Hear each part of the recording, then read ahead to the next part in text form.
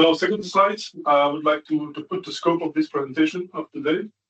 The first slide, the first sentence on this slide is not from me, it's from 20 years ago, a high-ranking official in the United States. That's one said, the inconsistent language used to describe cyber roles and skills requirements hinders effective capability assessment, gap identification, and workforce planning. I think that this is a match. That is a Red Bull. Okay. This is true. This is key.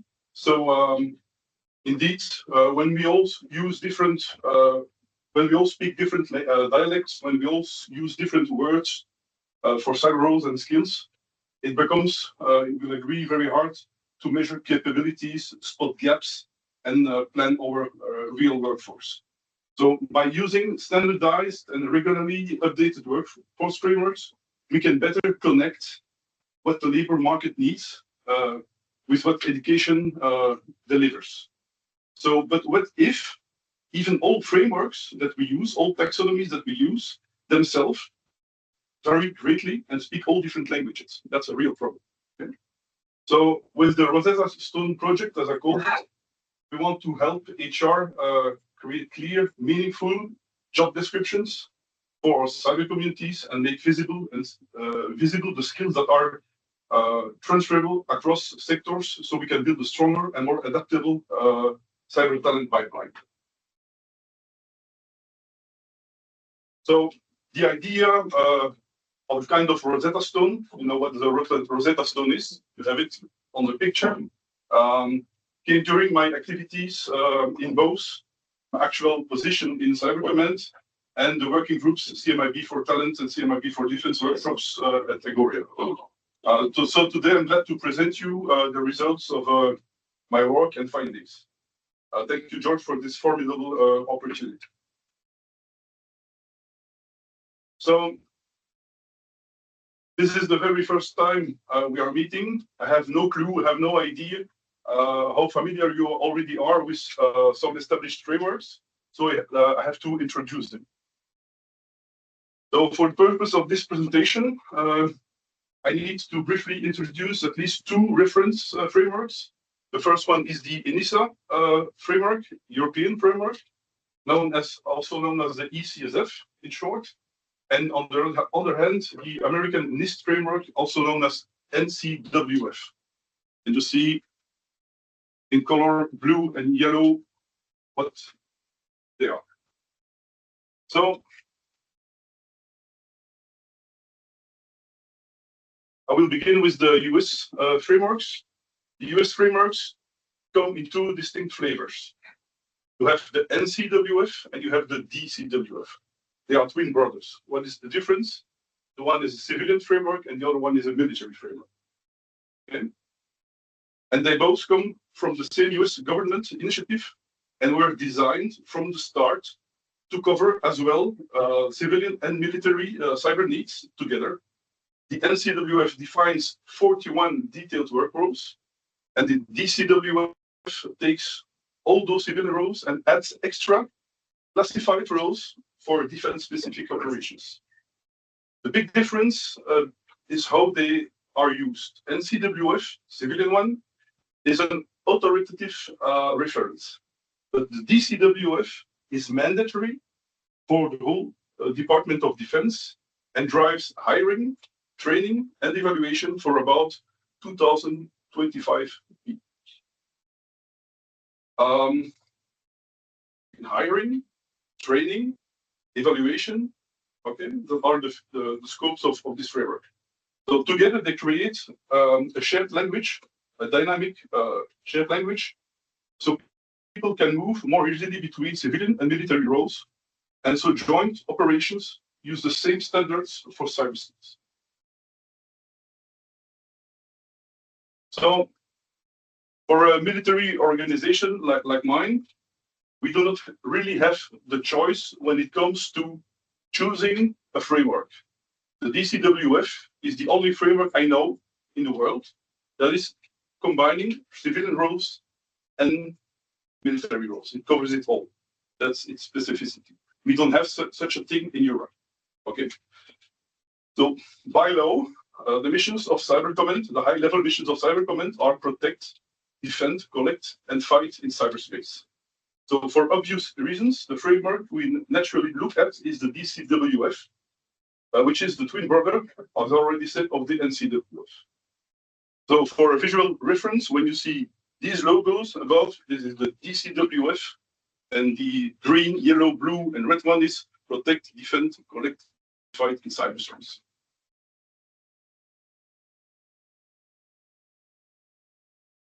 Oh, I forget to mention, within the DCWF, the work roles are divided, are spread about 7 communities or workflow frameworks, and you see here the names of those communities, and we will come back to this later on.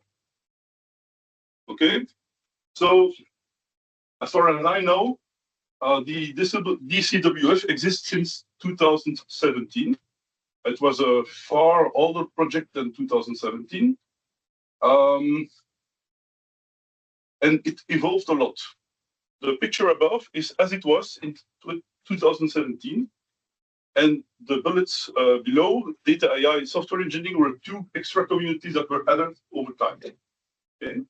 So it's an extremely detailed but also evolving framework. So they are constantly looking for emerging technologies, emerging workflows.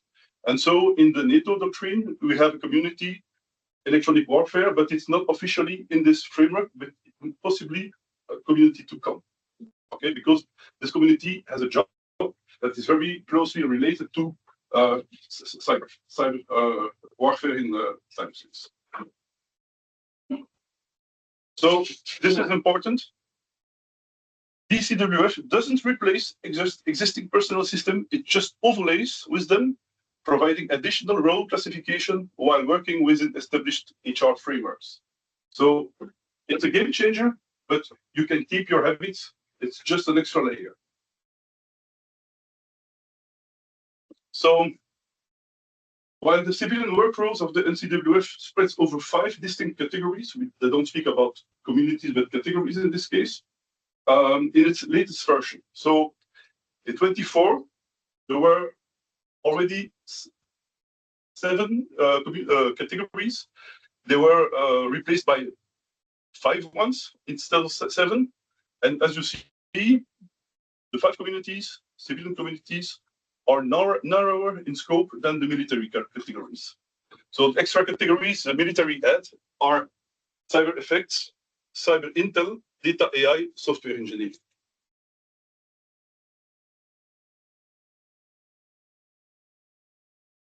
So what the DCWF and NCWF have in common are all the work roles related to protect and defend in cyberspace. And there where the DCWF extends the civilian scope of the NCWF are all the work roles related to collect and fight in cyberspace. Unlike others, the USA apparently understood long ago that the civilians or civilianizable activities in cyberspace on the one hand, and the activities related to intelligence and collective defense on the other, are 2 sides of the same coin. That's right. So I leave you on your reflections and personal comments, but we have many, many years to reach to reach the level of the USA. So what's also interesting in the DCWF is that it functions as a central hub in the global security skills ecosystem with bidirectional connections to skills framework, all the skills frameworks such as SFEA, ECS, certification standards, academic guidelines, and regulatory requirements. So this interconnection enables international portability of skills and facilitates alignment between training, certification, and operational needs of organization. I once felt on a Korean document, well, Korea, South Korea, of course, is not looking at our ENISA ECSF, they are looking at the American version. Okay, so just to tell you,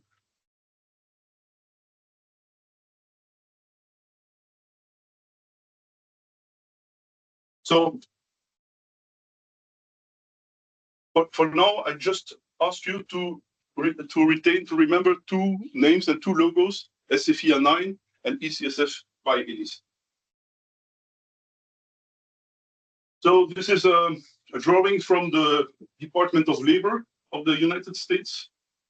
Just to tell you that taken separately, the NCWF by itself only addresses the hard skills, required in a specific sector of industry. So in the pyramid conceptualized by Duleta, it's another name for US Department of Labor, these competencies fall under Tier 5. Okay?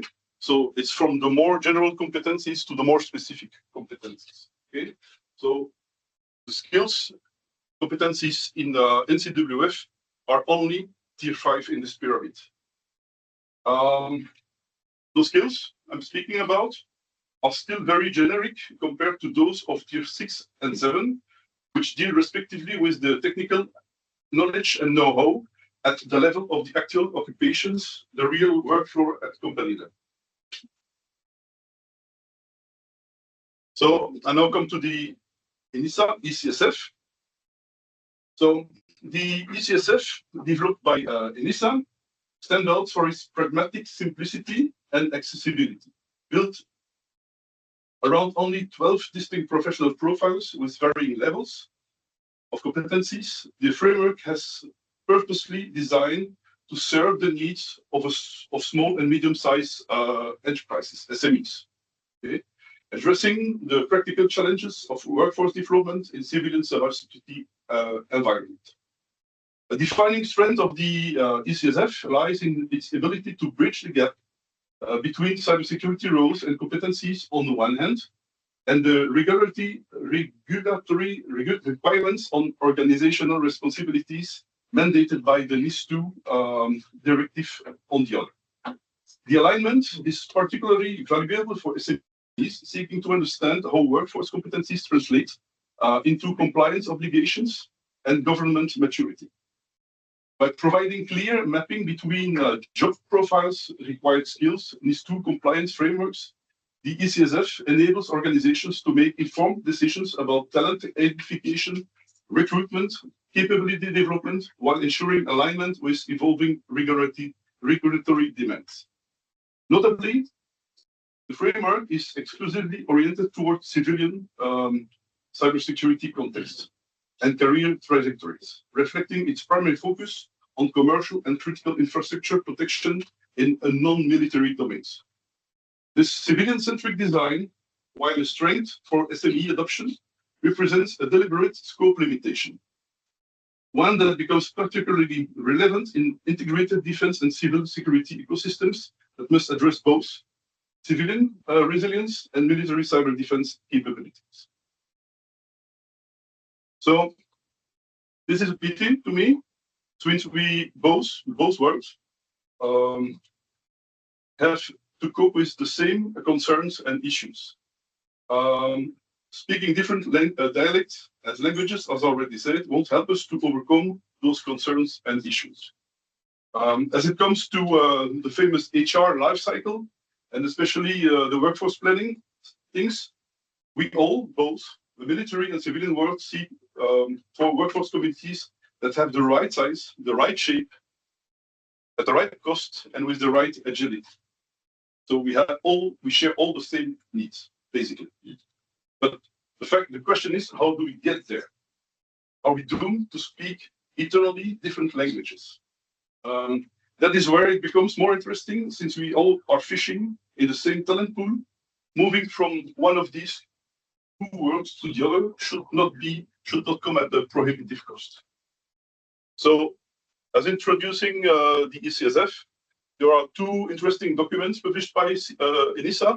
The first is the framework itself on the left-hand side, and on the right-hand side you have a quite recent publication from June 25, Cybersecurity Roles and Skills for NIST-2, Essential and Important Entities. So, as you know, Belgium is composed predominantly of small and medium-sized enterprises, which is why the CMIB working groups within Agoria decided to adopt ENISA's ECSF framework, which apparently better fits the context and the needs of small caps and mid caps for sure, it's a choice. ENISA, okay, yes, I already said that. The next slide. Oh, here you have the 12 profiles of ENISA that are spread over, let's say, 4 families that each have a different color. You can read the slide. More interesting slide is the slide here.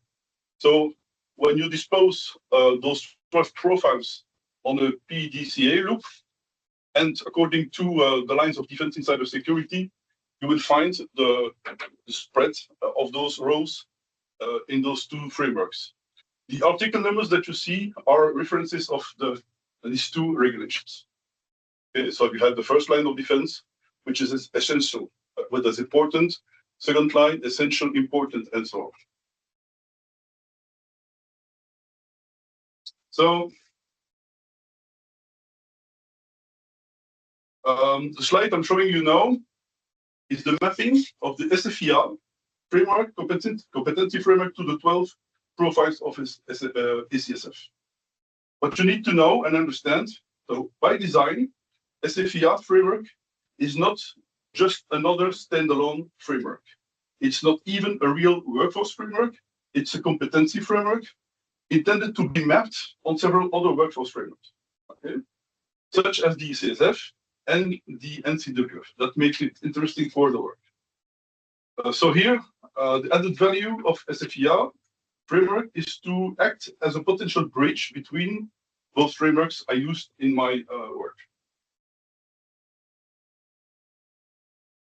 So during discussions at Agoria, for sure, we all identified the same struggles, the same issues, the same concerns. I won't read these slides, of course, but we all share the same issues. So now the question is, how can we remedy these concretely unsatisfactory situations? Well, and above all, where should we start? I believe I'm a very pragmatic, result-oriented person. I have long thought that all we need to start by speaking a common language, and also believe that this is possible without necessarily killing our familiar dialects. What matters is understanding one another and moving forward together. This is where my idea of a kind of Rosetta Stone came in place.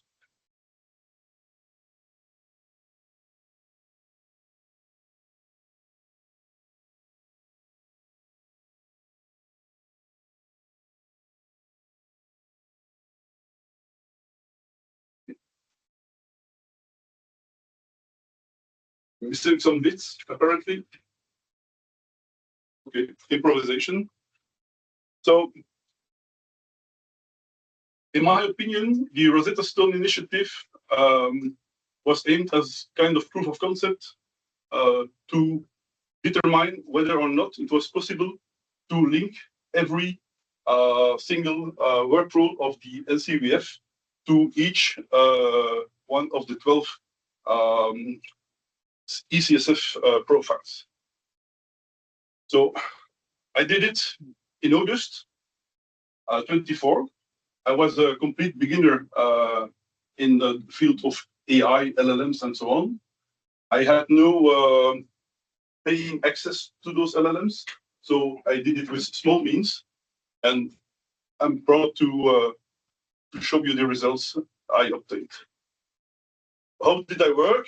Well, I uploaded a clean version of a PDF framework of ENISA, and 52 times I uploaded the complete list of tasks, skills, knowledge, abilities of each work role of the NIST framework. I purposely discarded the work role names. Okay, the matching is only based on the KSAT statements, tasks, knowledge, skills, and abilities. That's a lot of work. That's a lot of work. It did not happen overnight. Yeah. Okay, I think it took with trial and error 3 weeks You used AI for that? For that. Because it's very complex, because the NICE is so much, there are so many roles and so many levels and so many definitions of knowledge, tasks, skills, etc. So it's huge. So my problem was the coherency of the prompts, okay, and the repeatability of the work, of course. So I did some, I did it over. Iterations, okay. So the result was, machine gave me a best match, a second best match, a third best match. There is not always a one-to-one fit between the workflows. It's obvious you can't fit 12 into 41, okay?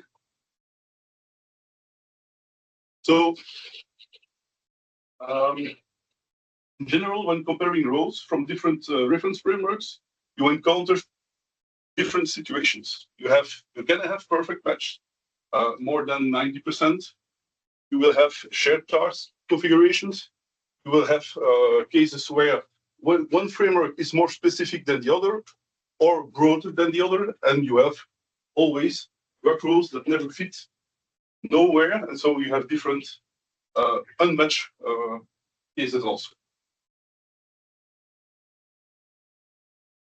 This is the result. So you have the four colors, the four families of ENISA, and how they are ontologically linked to each workflow of the American civilian framework. So in black is the NICE. In black is the NICE. In color is the ECSF. Okay. So yesterday at the work group in Agoria, we were talking about what is a pen tester. So you will never find a pen tester in the American framework. They speak about vulnerability assessment or analysis. Okay. There is a work group on the go speaking about that. So it's not we have not time to discuss that. But that doesn't mean, for example, that the CISO does all the work of those workflows. But you can say that all those workflows are ontologically related to the level or the domain, the field of work of a CISO. Okay? And that was particularly interesting. So what I learned is AI is a formidable tool when it comes to compare semantics. Okay? It's faster than a human, and it can handle far more data than we do. If I had to do this by hand, I should have become crazy. Okay. So that's the power of AI nowadays, that the tools that we have, and since 24, it became even better. Okay? Day by day, you have larger tokens, larger windows of knowledge. Okay? So it becomes far more interesting.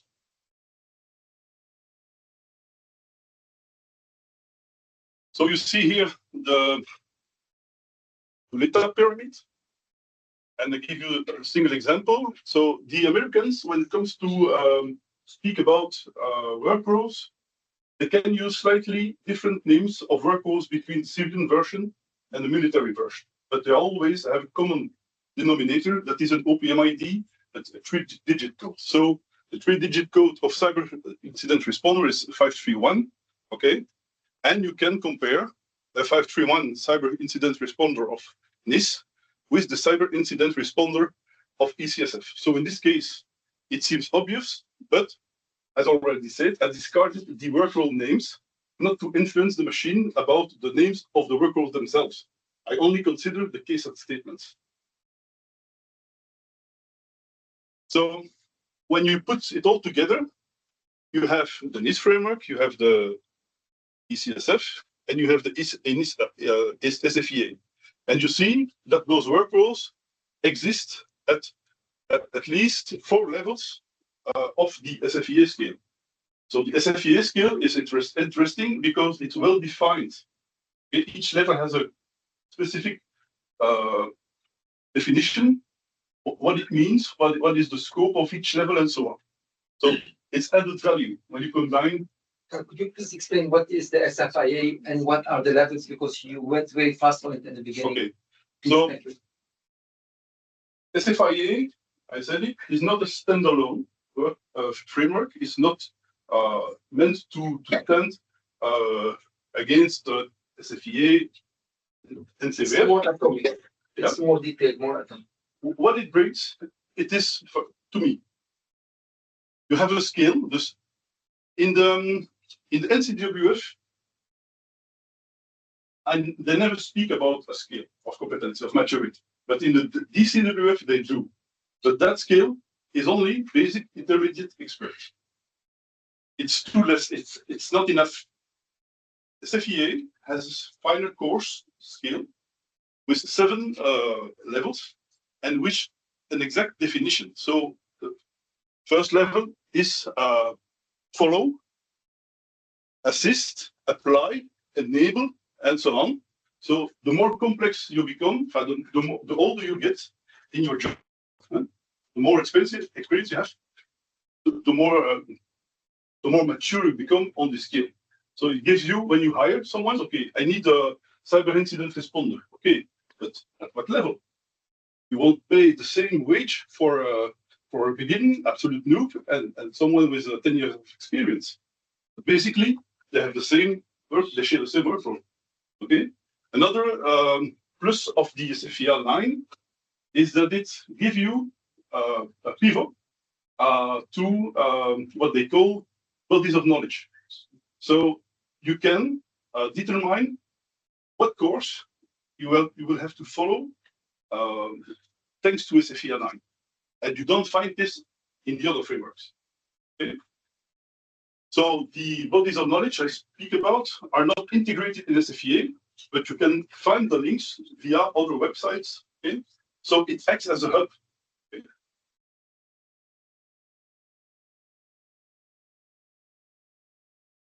So lessons learned. So I was quite happy in July, August about my proof of concept. To me, it demonstrates the feasibility of reconciling disparate frameworks through AI-assisted ontological mapping. So by attempting to harmonize the CSF ENISA with the NCWF of NIST, the exercise, to me, in my eyes, validates the core hypothesis that this unified competency ontology can serve as a Rosetta Stone. So I did not realize a full ontology by myself. It was only a trial, okay?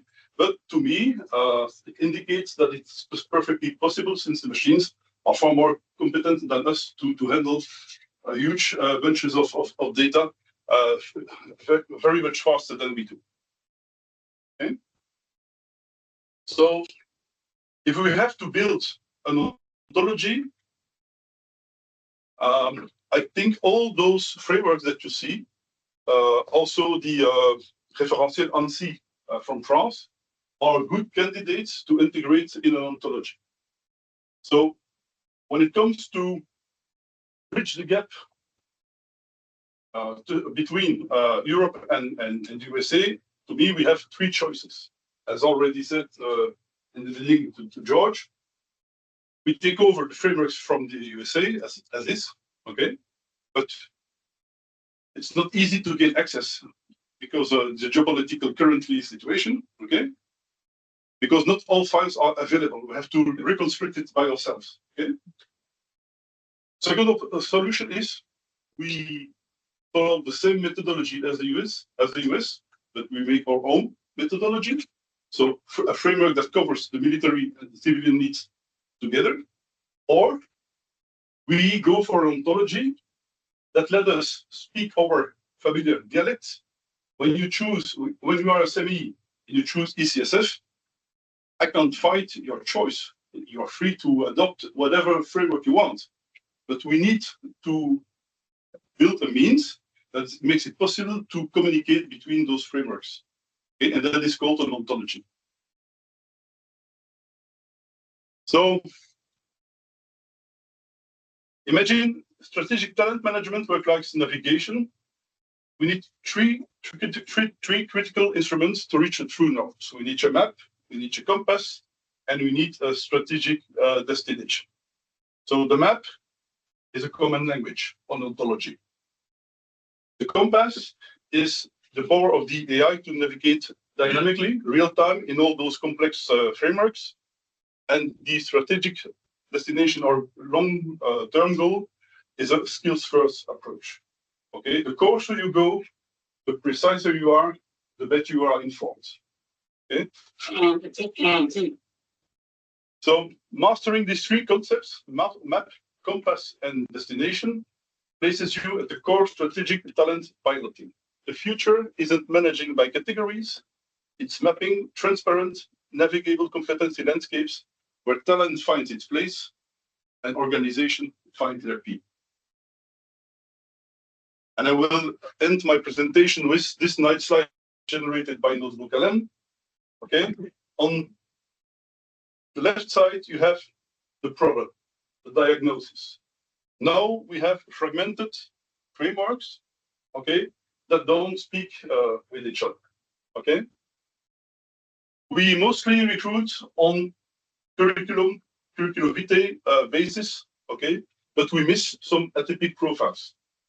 Okay, so what the people put in their CVs are maybe not relevant or completely already obsolete for the future. So that's not the way to work. Okay, and we have, in my eyes, a strategic vulnerability in the terms of a complete absence of a common language that permits us to exchange between the military world and the civilian world. So in the middle is the solution, as I preconize it, the GPS, the ontology, that will make it possible to bridge all those several and different frameworks.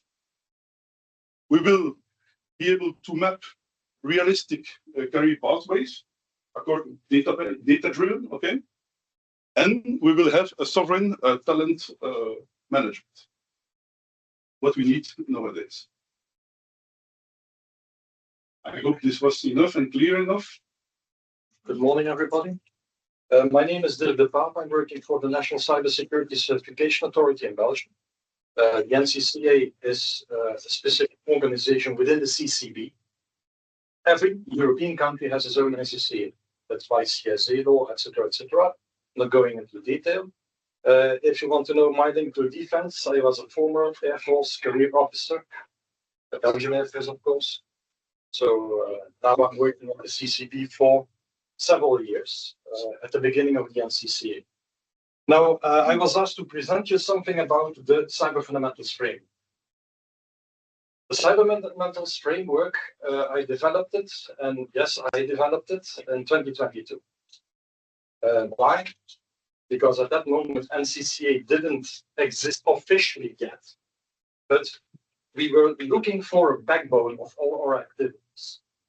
Now, you can take that framework, you can take another framework, but finally, being ISO 27001 auditor, lead auditor even, but I didn't really like the way how we tackled cybersecurity in practicalities. So, because if you talk to an auditor, you have one vision.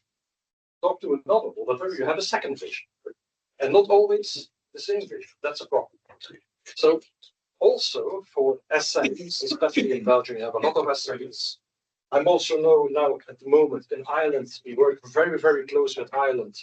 They have also a lot of SMEs. And those people want something practical.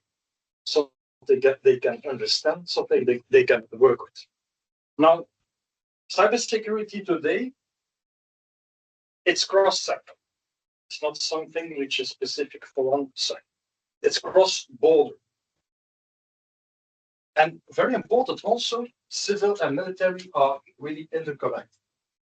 It's not something I'm working I worked a lot with Thales, which has, of course, a lot of defense contracts, but of course also civilian applications. Now, the Go Cyber guidelines show that cooperation is no longer an option. It's something that is there. It's not something we can neglect. Now, cooperation fails when there is no shared baseline. Everybody talks something different. It's impossible. A shared assessment language, very important assessment language. Auditors in Belgium and auditors in Ireland and Romania should talk the same language. And a shared way to validate suppliers and partners, because we are all looking at the same suppliers. We are all working with mostly the same partners. And CyFun was developed specifically to have that kind of basis. And to be very specific, my dream in the beginning, when I developed it, was to convince Airbus to accept cyber fundamentals instead of their huge cyber question. Now, cyber fundamentals in the essence, what you see there is something, it works, sometimes it doesn't work. Those are the basic frameworks that I use. You have the NIST-CSF version 2.0 at this moment. You have the 27001, and of course, linked to that, the 27002. You have the CIS, which is a lot used in telecom. And you have, of course, IEC 62443, operational technology. Sometimes forgotten, but so important. Now, the cyber fundamentals frame, you see, we have 4 levels. We have a very small level, and it's called small, used for SMEs. Very, very small SMEs. The butcher, the baker. To help those people with only 7 guidelines to have at least a basis. By doing that, they have already the first steps to go to basic. The basic assurance level, because basic is an assurance level, has only 34 controls. So you see that we really focused on keeping it small, not like NIST-CSF. NIST-CSF, if you look at NIST-CSF, it's huge. You cannot work with that. It's even not an assessment method. Only 34 controls in the basic. Then you have 99 specific controls in the important level, so upon the basic. And then you have 85 specific controls in essential. Upon basic, important, then you have essential. So essential entities have to be conformed with 218 controls. And that's it. The framework only has 218 controls. That's not the all. It seems small, but I can assure you that a lot of companies today are struggling with the basic, with that level, and really struggling. Now, creating a framework is one thing, but if you create a framework without checking if it really works, that doesn't mean that. Now, and CCB has a huge advantage, because we also have in the CCB the CERT, our emergency response. We have also the intelligence part of the CCB also. So those are my colleagues. I can call them immediately. So as a matter of fact, everything what we do, we can check with reality. And that's exactly what we did. We took all incidents that happened in the last 2 years, and every year we repeat that, to check if the cyber fundamentals framework still answers the needs of reality. Not something in theory, but really the reality. And what we check, when we checked that, we saw if you apply cyber fundamentals fully in the basic level, you already cover 82% of the attacks. If you apply the full important, it's 94%, and yes, 100% it exists at the essential. This is based on real life attacks. So, as I told you, we have the advantage to have the Federal Cyber Emergency Response Team at our side. Continuously, not something which happens only once, but really continuously, day by day. Now, the CyFun is really practical. Assessment is risk-based. As everything today, it's risk-based. It's maturity-driven and evidence-oriented. You have to prove what you're saying.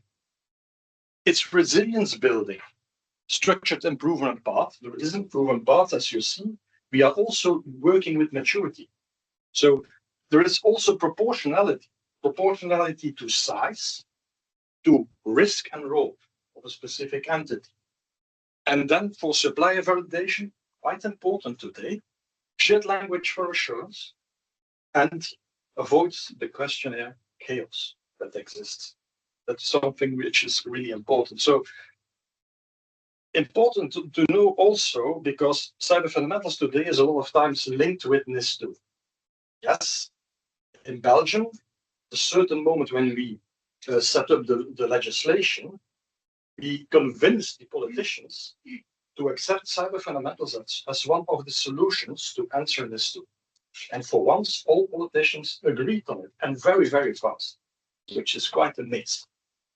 Now, if we look at cyber fundamentals, it's more than NIST-2 compliance, much more.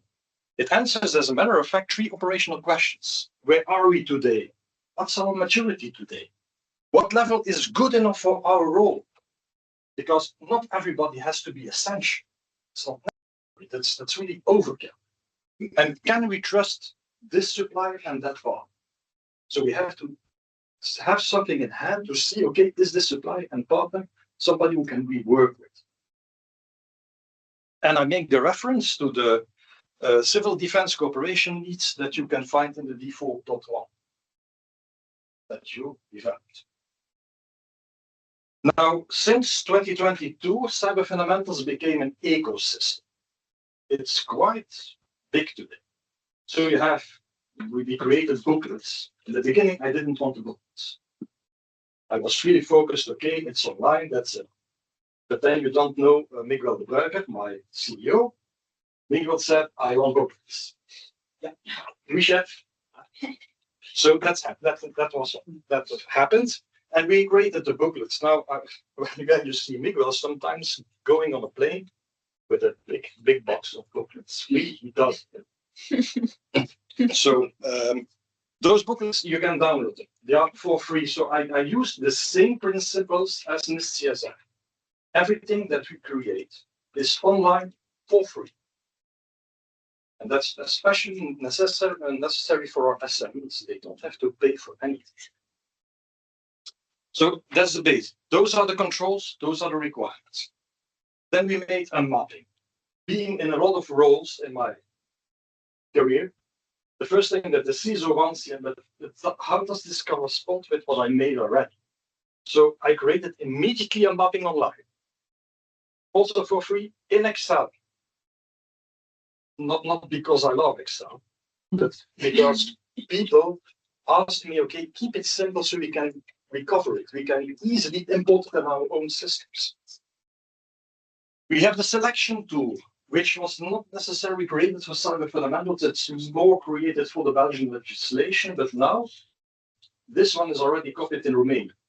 It's also copied in Ireland, but using their own threats. So not only ours, but using their own threats.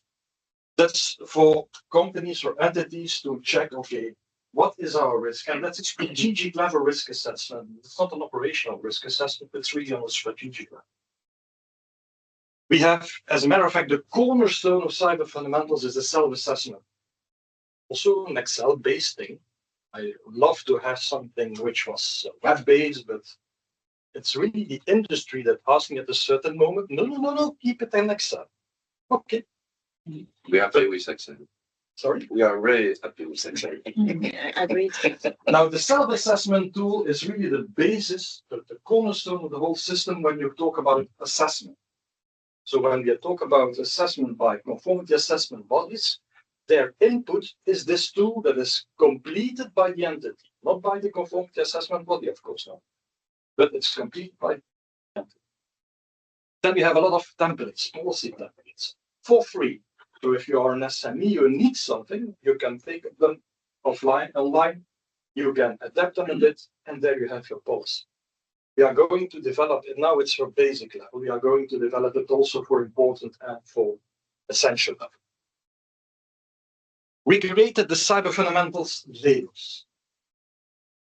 Why did we want the labels?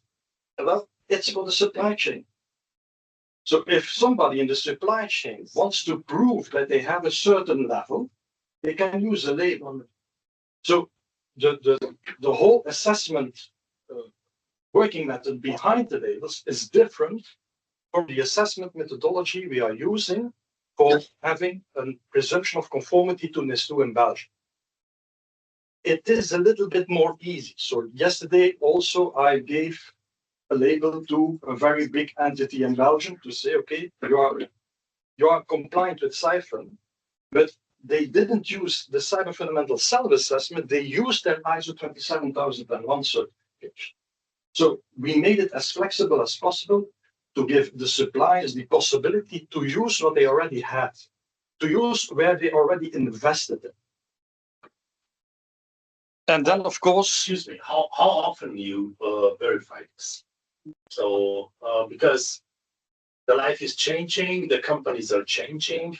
so we have to try to make it not too complex. We have in the certification world, we have two systems. We have verification, we have certification. Certification, you all know.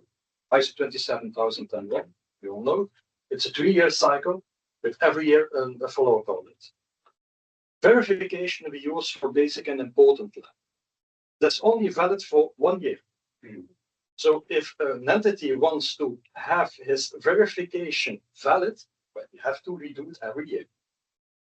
There is more, because everything is under our control. We also we are the NCCA. In the NCCA, you also have the inspection board.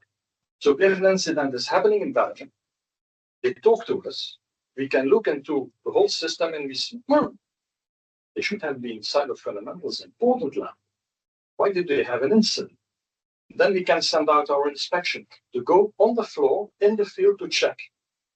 And eventually we can take the necessary measures. So if you want to know what is the frequency, but theoretically it's every year for everybody. But it can be even short. Even for the foreign companies. For the foreign companies, we are talking now on Belgian entities. Okay. Only Belgian entities. Everybody who has an entity in Belgium. I have to be careful with my wording, Belgian entities. Everybody who has an entity in Belgium. Operations. So, for example, NG falling under it. Because NG has locations in Belgium. Activity. Everybody who has an activity. It's not a question of VAT numbers in Belgium. Yeah.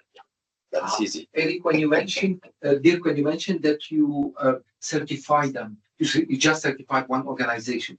What did they have to go through in order to get the certificate? Since they have already been probably ISO 27001. So what is the additional? If they want to, what we see, we have cyber fundamentals and we have ISO 27000.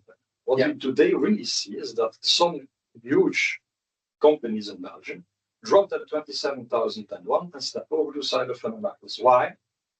Because they, and I'm not telling you stories, this is the real world.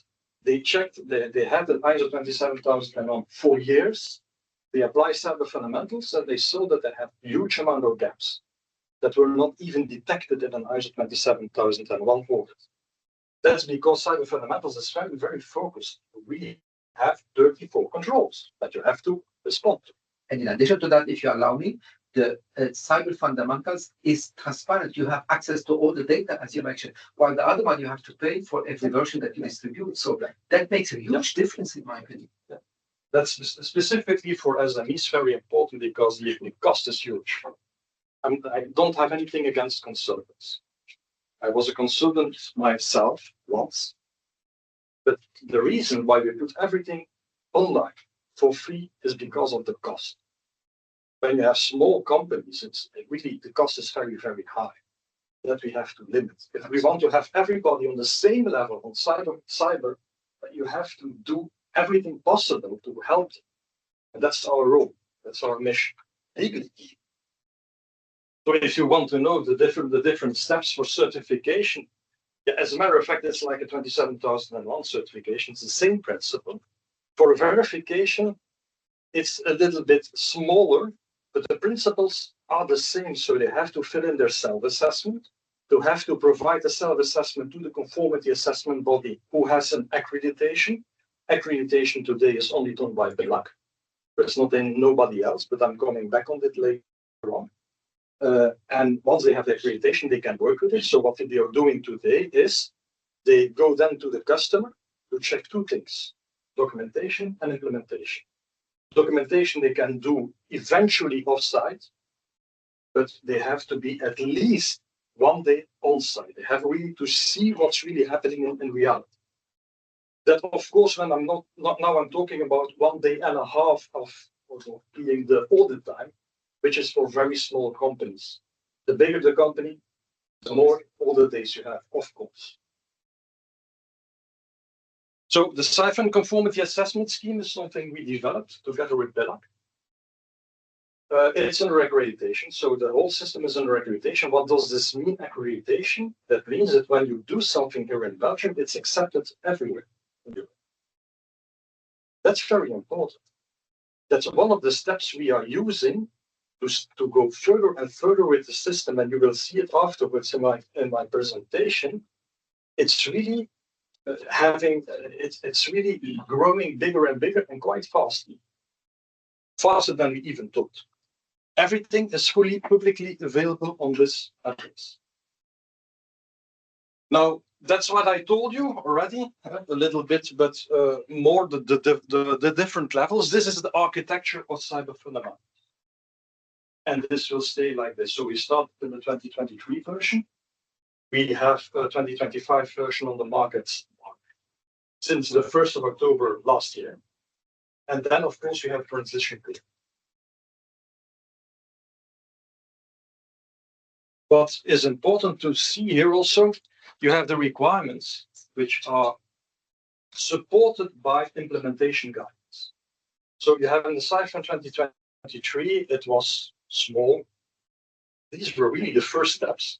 In the 2025 version, the guidance, I really made it very, very large, and especially thanks to Agoria, we also put a lot of effort in OT, operational technology, because this is what we are really seeing on the floor. If you look at hospitals, the impact of operational technology is huge. You don't want to know when you're in a hospital what's happening. Now, we use NIST-CSF as a baseline, not to copy NIST, but because we know that a lot of international companies are already using NIST-CSF, so it doesn't make any sense to develop something really new. That doesn't really make sense. So we use NIST-CSF because we also have a huge budget, a huge amount of people that works on it, so we don't. And the language is common, and it's very accessible. It's also adapted to many technologies, many sectors, a lot of input by academics, a lot of input by different sectors of industry. It's risk-based. It's also based on international standards, like we do. It's a living document, like also Cyber Fundamentals is a living document. That's quite important. Now, we created the 2025 version. People asking me already when you are going to create 2026. No way. No way. The amount of work is huge. It asks several months of development. And it's not only about the time of development. You also have to know that different entities, different companies are implementing. They were already implementing the 2023 version. When you swap to the 2025 version, it asks extra work because it's not a copy. It's something which is living, so it's growing. We also introduced a transition period. So at this moment, 2023 version and 2025 version will coexist till the 18th of April, 2027. Well, you might know that date. Exactly. The 18th. The 18th of April. Yeah, exactly. Yeah. Now, the 18th of April, for people who don't know, this is the moment in the Belgian legislation where all essential entities have to be at least level cyber fundamental essential.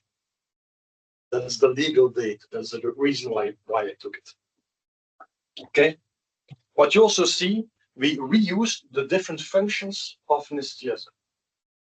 So it's easy for people who have already something in place. They can reuse everything. We reuse the same numbering philosophy, but again, it's not a copy. But sometimes people think, oh, okay, it's a copy. No, it's not. Not at all. Proportionality, very important because it was one of the first questions we got from politicians. Small company, big company, what are you going to do? Proportional, it has to be proportional. Now, first of all, we have proportionality based on the different risks. That's the reason why you have basic, important, and essential. Basic are, as a matter of fact, the common risk, the known cybersecurity risks, and everything that is in there on controls is something you can, let's say, react on using cheap tools, even tools that cost anything, that are free on the market. So really based on SME thinking. Important companies, then you already have target cyber attacks. Then you have actors with common skills and resources, and then you have, of course, the essential ones that are really the heavy attacks, sometimes state-sponsored. You know the states probably, and really targeted. That's something we see every day. Every single day we have it. Focus on real cyber attacks. I told you already we are using the data, the real data that we have in hand.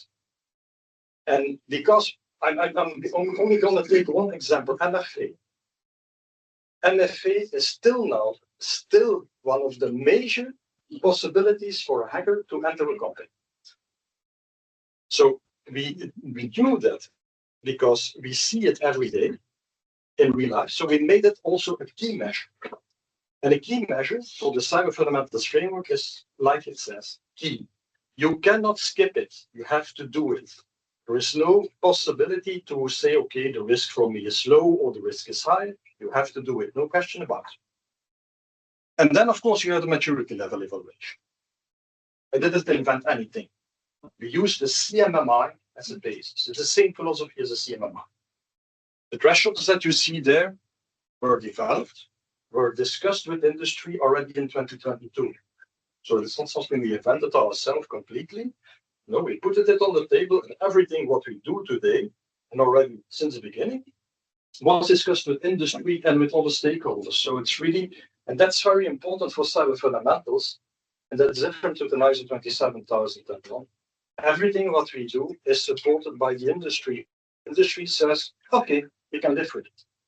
I'm not talking about Agoria only, I'm talking also about FAB VWO and others. Okay. So I talked to you about the key measures. This is only to show you how they are looking like, but you see what it's in there is quite straightforward. Seems to be quite straightforward. Seems to be, because today we still see that companies are struggling with it. Companies are still struggling with MFA. Believe it or not, but it happens day by day, every day. Installing antivirus, still a problem. So basic things, basic key measures are even today an issue, knowing that by the 18th of April this year, essential entities have to have at least a level basic. So it'll be a challenge. As I told you, it's based on maturities. You have 5 maturity levels, 1, 2, 3, 4, 5. They are the same, exactly the same as CMMI. We didn't invent anything new. It's exactly the same. Why inventing something new when you have a huge amount of documentation already existing on that same principle? What we do is adapt it a little bit to our way of working, but it's still the same philosophy. Maturity levels help the organization to know their cybersecurity posture. They know what they can also realistically achieve today. What is important to know already from the beginning, the biggest retailer in Belgium is using the Cyber Fundamentals framework to really use it in their budgeting. So they base their budgeting on the Cyber Fundamentals assessment. And so they know exactly where they have to focus. You mean budgeting of cybersecurity investments? Yes. Wow. And that's already happening since 2022. And I'm talking about the retailer. We know also other companies, huge companies, are doing exactly the same because it's really focused. It gives them, okay, but there we have an issue. So it costs us so much to go that level and beyond. It helps them also to go step by step. They can grow. That was the basic idea from the beginning. You can't expect a company to start from zero and go to hero in a year. It is impossible. And it gives you also the possibility to make a comparison in progress with other sectors eventually. And even today, we could already do it with other countries. That's since a year possible. This picture only shows you the, let's say, the cornerstone of cyber fundamentals. This is a self-assessment tool. This is the report that comes out of the self-assessment tool. This is for the conformity assessment bodies, the document they need to see if an entity is ready to go into assessment. If this one is red, no, don't start with it. It has to be green. Otherwise, the conformity assessment body is not even coming. So that's a very important sheet that you have for the basic level, for the essential level, and for the important level, for the essential level. Everything in Excel. With a huge amount of guidelines, how to use it, etc. Everything online.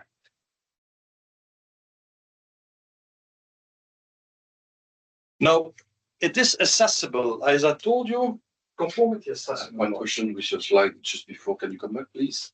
So you said if it is right in the self-assessment, is no clue, no change to go to the. That's the key. You waste your time. You go and you find out. Yeah, but No, it's the conformity assessment body won't even accept it. Voila. Why should you go? That's the input. So the conformity assessment scheme is very, very clear. The maturity level has to be reached, so the threshold has Which to be is reached. 3 or Otherwise, 2.5. Yeah. you can't start an assessment That's at all. Yeah, because if you start the assessment and you know Yeah. already that you have read, Doesn't why make am I sense. losing my day? It doesn't make sense. Not for nobody. No, but for nobody. And this is basics. The 34s. everything.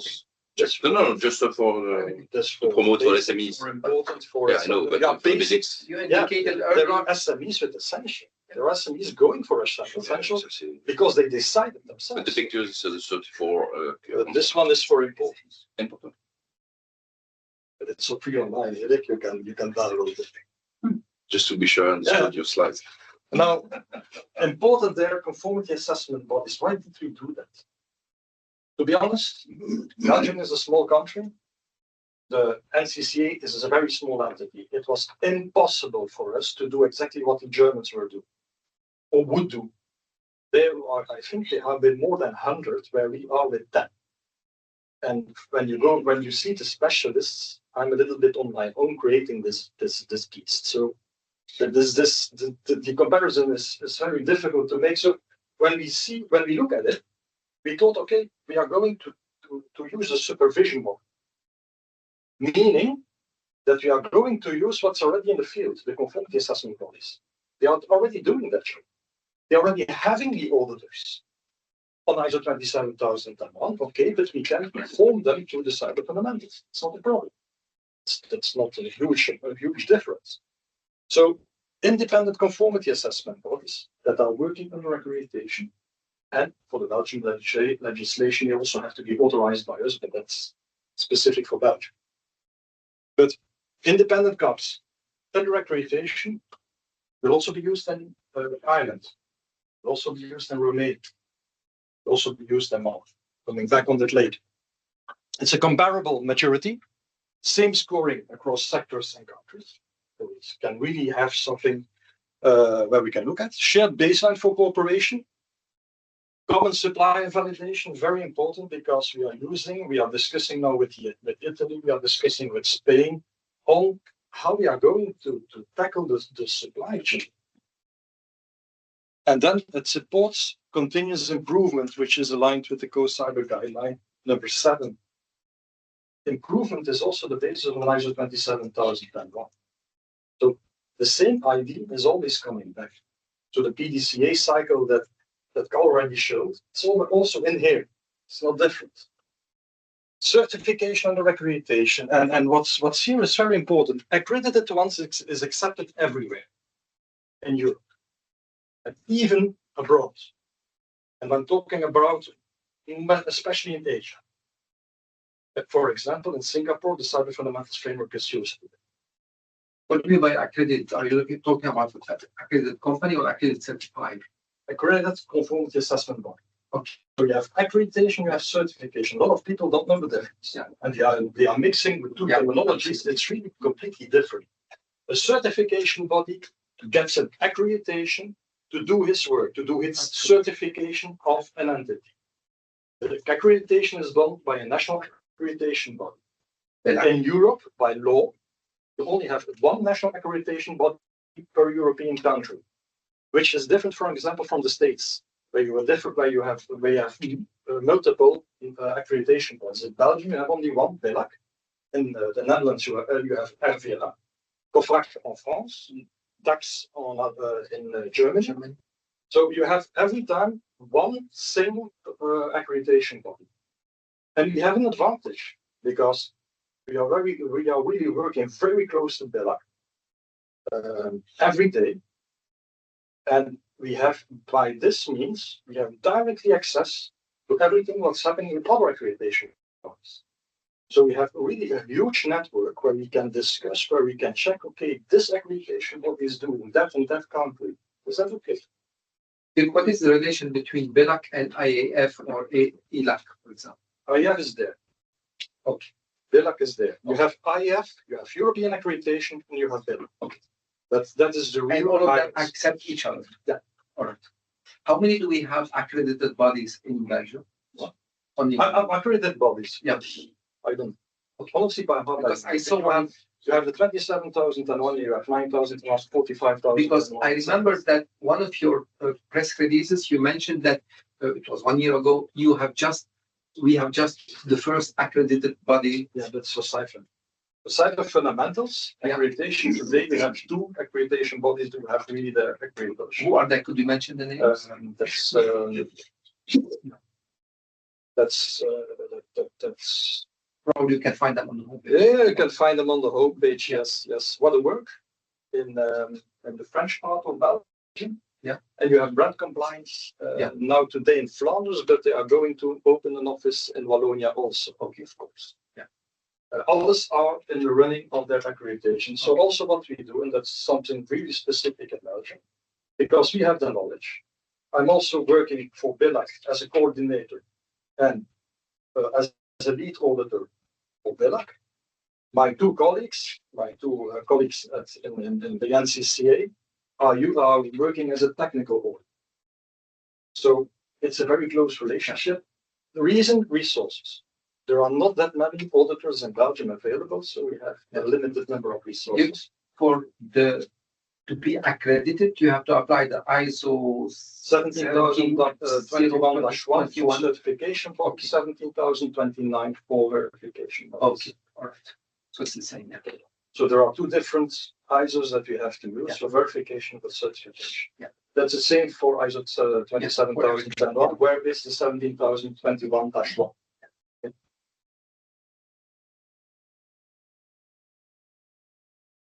This is a matter of fact, this is a conformity assessment scheme. That's what I was talking about. The 17021 we use for basic and important. We use the certification approach for the essential entities. There's a 17021. This shows you the frequency. So you can think that basic and important is every year you have to ask it yourself, and that's important. Some companies forget this. A verification is not a continuous thing. If 1 year is gone, you have to ask the conformity assessment body to come back. The certification is different, then you have a 3-year cycle, so they are coming back by their own. It's quite a difference. Okay. It's a new information. I was not aware that verification is every year, so we need to request a verification. I learned a lot today. That's something we also see in reality. A lot of people don't know the difference between verification, certification, accreditation. They're all mixing it together. Yeah, but it's subtleties that you just mentioned because you are in. I do my job, and that could be for us emphasized in communication. I will do, but we are ready to help. But we are asked a lot. So today it's only BELAC. Quite important here what we are doing today, and that's what you see here. We entered the dossier at European accreditation with the help of BELAC. So what we want to do is to put the cyber fundamentals accreditation not only in Belgium but also in whole Europe. But therefore we need the support from European accreditation. They have to accept the scheme for whole Europe. There's a process that is ongoing today that means a lot, because that could mean also in the future that not only Bella can do this, but also our partners in other European countries. But this will not mean that another country from Europe will be considering in their NIST-2 law as cyber fundamentals is sufficient. That could be.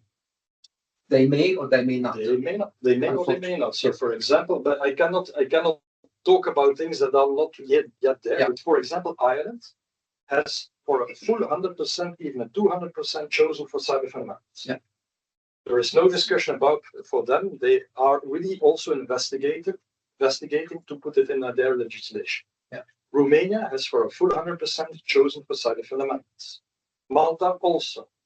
There are other countries which are not can. Do you have any specific active action towards those other doing the promotion? I mean, the evangelization. I was in the first week of December. I was in Ireland together with Jan Kleikes, where they put together a 3-day show of cyber fundamentals. It was only a show of cyber fundamentals. It was all cyber fundamentals that you can think about.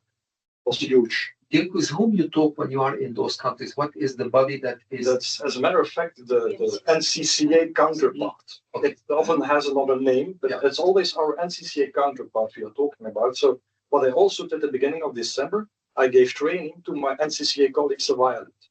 So I trained them, as I'm telling you now everything, but it's a really short presentation. I have huge presentations to explain them different certification, different verification, how to do the audits, etc., etc. So everything is trained. I'm going to do the training also in Malta. We are going to do the training in Romania. I'm curious. I come from Romania, but I've been living in Italy for 23 years. But I'm curious, what makes Romania so ahead in the side? Because we are so behind. Wait, I'm more Italian, but behind for so many things. And okay, now the ECCC, the European Centers for Competence, is based in Romania. So the center now is Bucharest with Luca Tagliaretti, the CEO, the chief officer there.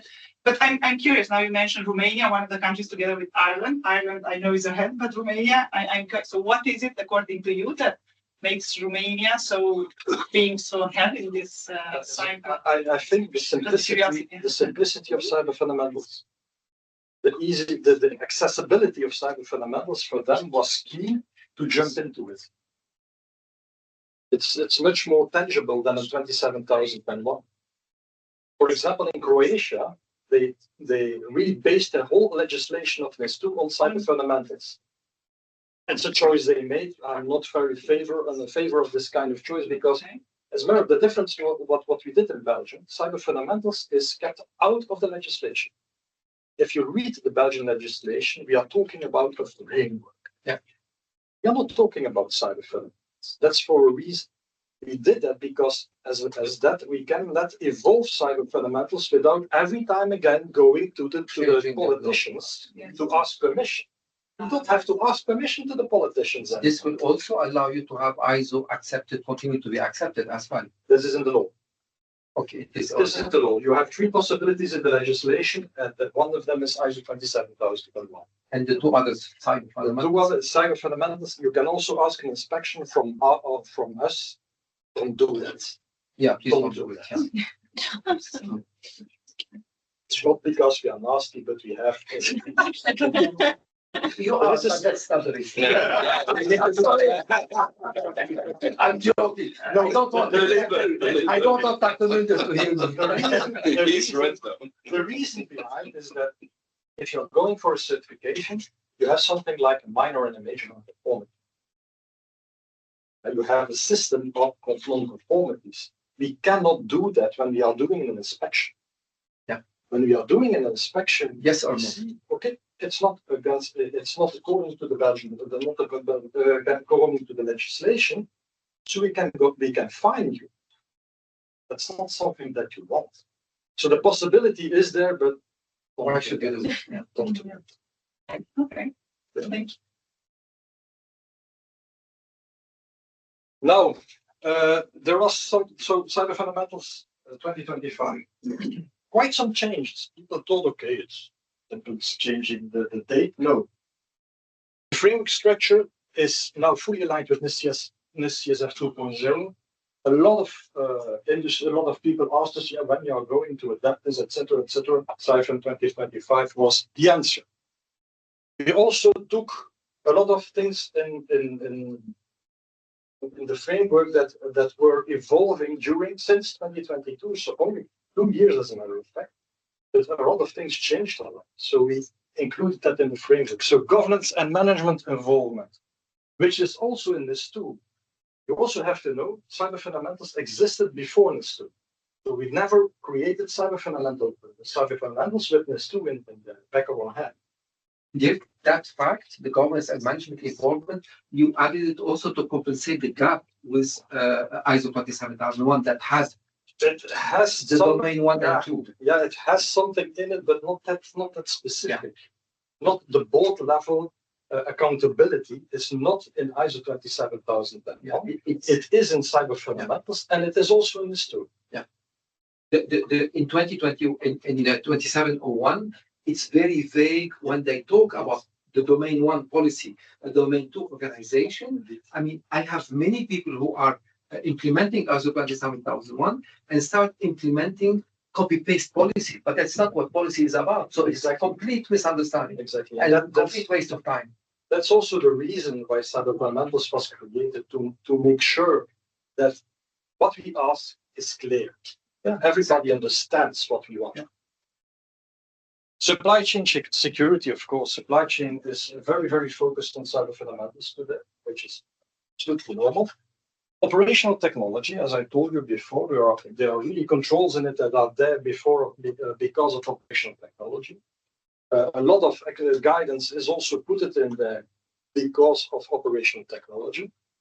Incident management, there's a lot more controls on incident management and guidance on incident management. So important to know is that approximately 70% of the previous controls stay the same. But 30% are revised according to the current best practices. So that means that companies that were already started with the 2023, they have to do work. It's not something you can say, okay, we are going to the 2025. No, you have to do work on it. That's also why we have a transition period.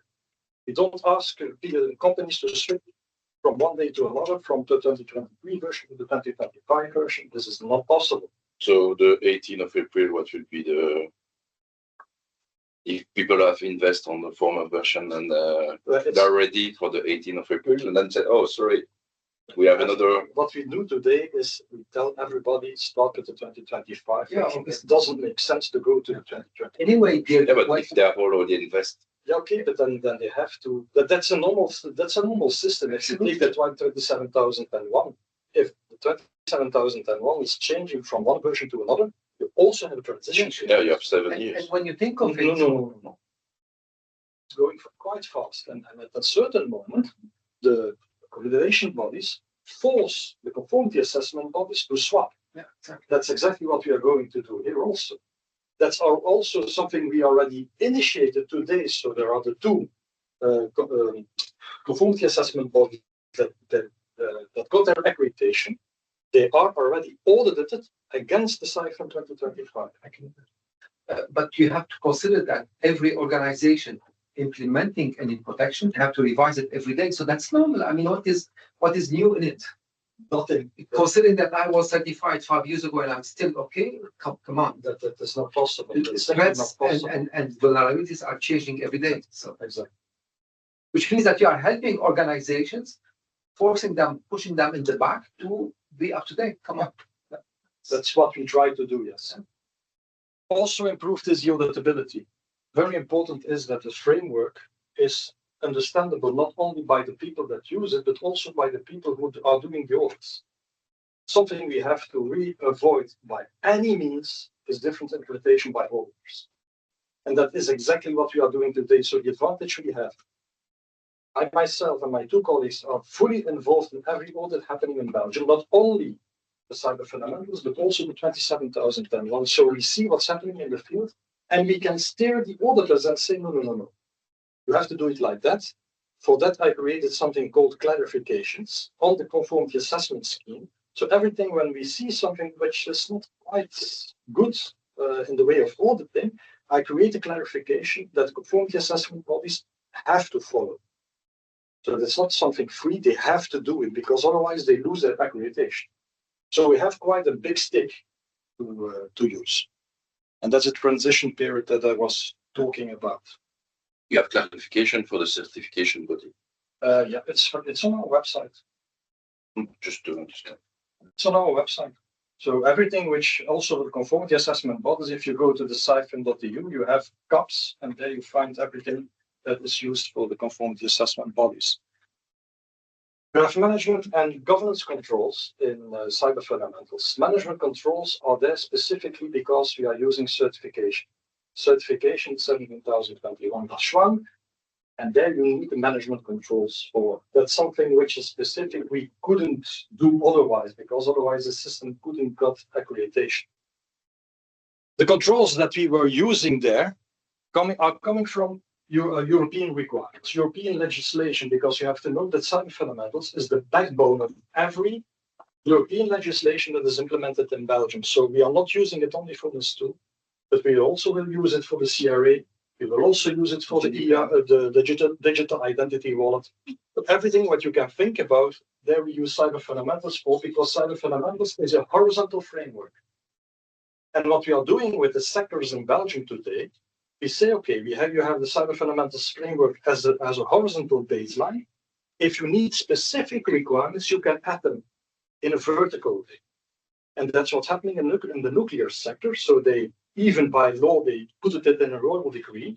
Cyber fundamentals is their basis, but they created some amount of specific requirements for the nuclear sector. If you are going to do inspections, we are going with somebody who knows cyber fundamentals and an inspector from FUN. So we are doing the inspections together to avoid that a nuclear plant has two separate visits. So they only have one visit with two people competent for everybody. Okay. International best practices, board level accountability, very important. That's the reason why those governance measures are in there. Risk oversight aligned with the rest of the risks in the company. Cyber risks are not something separate in a little corner. No, it's part of the enterprise risk management. So for core cyber, that's something that I read in your document, where you talked about fragmentation, lack of coordinated governance, and uneven maturity between civil and defense sectors. That's exactly what we try to avoid with the cyber fundamentals framework. It's a shared European aligned auditable baseline. Now I dare to write this. Before a year ago, we couldn't even write this. ENISA know what we are doing. They love what we are doing, but ENISA doesn't have the force to implement. By law. To force it. You cannot force it. Maybe we are now revising the CSA. That could change. But the change will be, let's say, within 2 years only. It's too far because it tasks a lot of time. But anyway, for core cyber, it enables trust, comparability, and scalability across the different sectors, which is essential for civil defense cooperation. Which means that when you probably are going to talk about that, the supply chain for the defense sphere, they can use cyber fundamentals and ensure that it's auditable, it's transparent, it's understandable. Because a lot of cases, it's the same company. Because that's probably something that we have to be aware of in CMIB for defense, not only in Belgium but elsewhere. Just saw the same exactly in a few minutes. Highlight the importance for the defense industry, in the defense sphere, or the military across Europe. Or that's something that we have to do on the European Security and Defense College, where I'm preparing a course on CISO. So probably we have to work together on that and see how we can present that. Yeah, I was on the next step because we have a workshop foreseen the 10th of March with defense and cyber. Yeah. And I just have a question for you. Defense is not in the essential entities. They are exempt on these two. So yeah, I know. So if they are exempt about what we are doing here, so all the provider on the supply chain, if we have done the master and the supply chain. Yeah, okay, but that doesn't matter. Right? No, it was one more question. They can what we can do by purchases by defense, they can even ask a company to be cyber fundamentals level essential. Yeah, but we knowledge. work on supply chain security for defense. I have a question. That's a question that I have. We have a client, my consulting company, we have a client who is a very important, you have to be NATO accredited in order to work for them. So it's very essential entity for the Belgian government. And NIST-2 does not apply to them. As a result, their CISO is saying, let me alone, I'm not interested, I'm not concerned. But the management is not aware of the need for them. They say, we are not NIST-2, so leave us alone. But they are not mature sufficiently, in my opinion, to be able to implement and consider that those are important. So I don't know how to resolve that issue and where should that issue be We resolved. made the cut between cyber fundamentals and NIST-2. Cyber fundamentals was not created for NIST-2. Which means that you have to apply these two the target fundamentals. It's good business practice, and not doing that is a problem. Exactly. As That's the reason simple why as we that. created it. Yeah. It was adopted by the NIST-2 legislation, but it was not created for the NIST-2. So if you see management tells you we are not ISO 27000, we're not a cyber fundamentals, what are you doing? Oh, we have a good CISO. Go to hell. I mean, what are we talking about? That is quite a weak answer. Yeah. Now, what did we do now with the CCB? That's the first time you see the CCB logo in the presentation, because what we also created, we created a CyFun logo. Why? Because we went international. And when we want to do something international in European level, we need a logo that is usable by everybody. So if I was in Ireland, this logo it was published really everywhere. You could dream about it. I dream about it anyway. So what we did till today and what we will do next coming months, years, framework recognition and dialogue. So we are really discussing all the time with the industry and with all the stakeholders. It's not something that stops. We are discussing with academia to see, okay, what is there, what we can use within the framework. Knowledge sharing, especially exchange and assessment approaches, which is quite important, because if we are training people in Ireland to do the assessments, that's not because they are not competent enough, but because we have specific needs to be able to have the same approach on cyber fundamentals in Ireland and everywhere else in Europe. Sorry, what is the training that you deliver to give the assessment? Do you have specific classes? Who has access to those, and how can Only we? only NCCA. I'm sorry. Only NCCA people. Okay. So this is not public. This is really NCCA focused. That's the decision we took at a certain moment. We are not giving trainings because we don't have capacity. And how can I bridge that gap at the university or elsewhere? Can discuss. Okay, because there is a need, and we have to create generations of assessors. I know. And That's a very important thing that you tell there. We have not enough auditors. We simply don't have enough and auditors. implementers. Not only in Belgium, we are talking about also the Netherlands, Germany.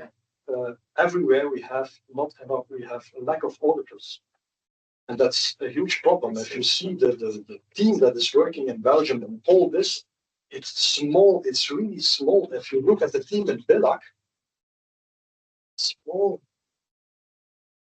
That's it. What will be the incentive to become an auditor? That's motivation. Expertise. That's a calling. Another guy. A good luck. Remember that you mentioned that together 1 year and a half ago about that we had a meeting together, and that's probably now it's more than ever that we have to fill that gap. I will call you to how can we bring something? So adoption or adaptation, CyFun can be the reference.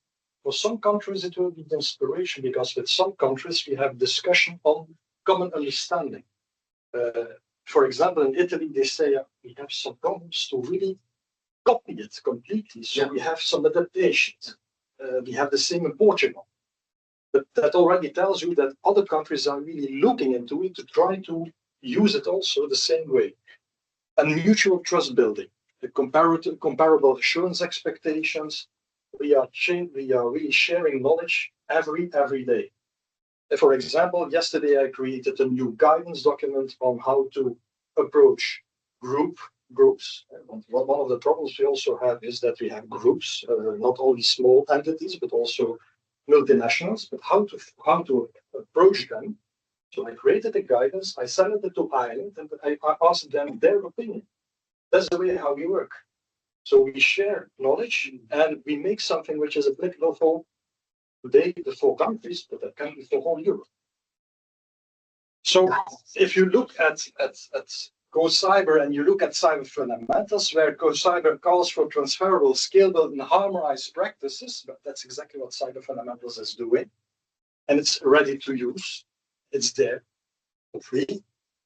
And it also demonstrates how a national framework really becomes something which is a European asset today. Because if you look some of the European guidelines, you will find cyber fundamental references in it. That's not because I'm also the team that makes the guidelines, but that's the thing that we have to do. Even if we are working cross-border, it's so important that we all talk the same language. So we created, by necessity, a scheme owner group that is where only cybersecurity authorities are members. And where we, CCB, are still the primary scheme. We hold the pen, still our scheme.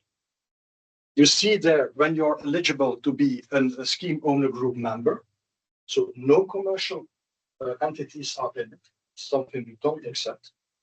That has to be an entity who has authority in the domain of cybersecurity. CCB, as you know, has the full authority in Belgium. And it has the authority to cooperate with the national accreditation body. We do have that. That's not so obvious in other countries. So the link that we have NCCA with the national accreditation body BELAC is quite unique.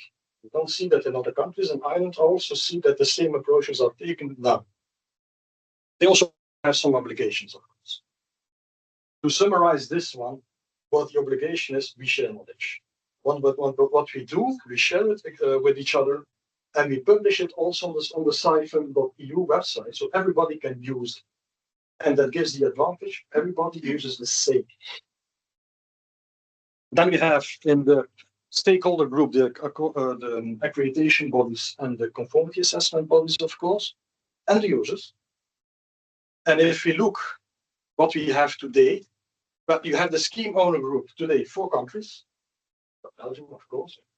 You have Ireland, Romania, and Malta since last October. Portugal is an observer member. The legislation in Croatia is based on cyber fundamentals. And something we were really very happy with it was what Vincent Stubel, the NC, said. You can take what we create, or you can simply take the Belgians. He said it in the French sense. Which is a huge thing for us because France is a huge country. And also the Germans are trying to look at us a little bit. You know, it's not that obvious. Belgium is a small country.